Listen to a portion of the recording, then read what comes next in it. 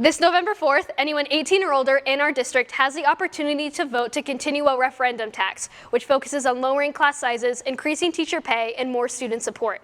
This tax was originally failed in 2012, but passed in 2018. And this vote is a proposal to continue the tax and increase it from 24 cents to 33 cents per $100. Here is our superintendent with more information. We really have experience in Avon with a couple of different referendum cycles. So in 2011, our community rejected a referendum that was for teachers and class sizes and those kinds of things. So from 2011 to 2018, our class sizes were much larger than what they are today.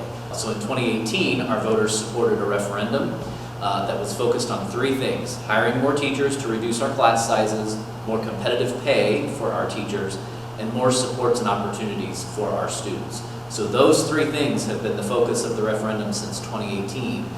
So our school today looks much different than the school, yes, physically it looks different, but also just the number of staff, the number of clubs, the number of opportunities, teachers, instructional assistants.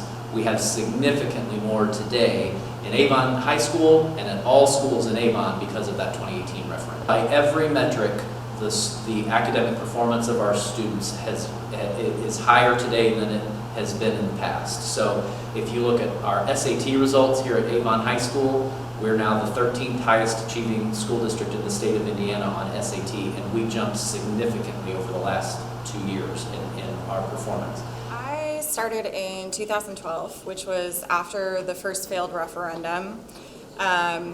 My first year, my classes ranged from 30 to 35 students in almost every single period and stayed that way for quite some time until we were able to pass the referendum, and I noticed a stark decrease.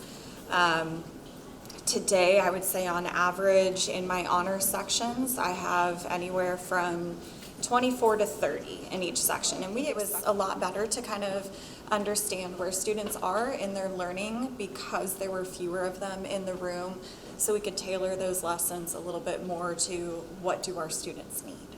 But the referendum funded 60 additional clubs at Avon High School. So when you think about all the clubs that we're able to provide for kids, and at a big high school, those clubs are so important to make it feel smaller.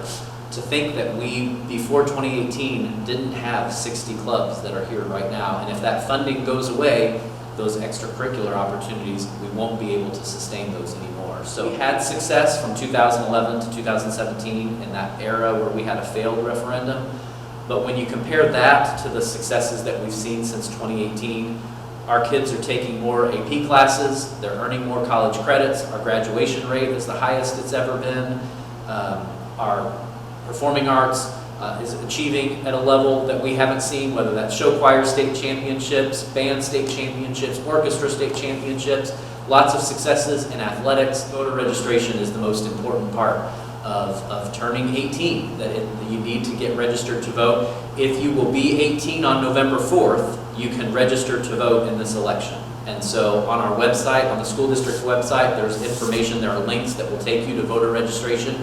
Being registered to vote helps get you engaged in your community more than most other things. Knowing and understanding who you're voting for, why you're voting, all of that is extremely important going into your adult life. So if you start now when you're in high school, it makes it easier in your adult life. You may hear mixed opinions about voting for or against the referendum renewal. We reached out to some who are against it, but we were unable to get them on camera. Here are a few opinions posted to the Avon Town Chatter, along with posts in support. Do your research and go vote. For Avon TV, I'm Kaylin Thurgood.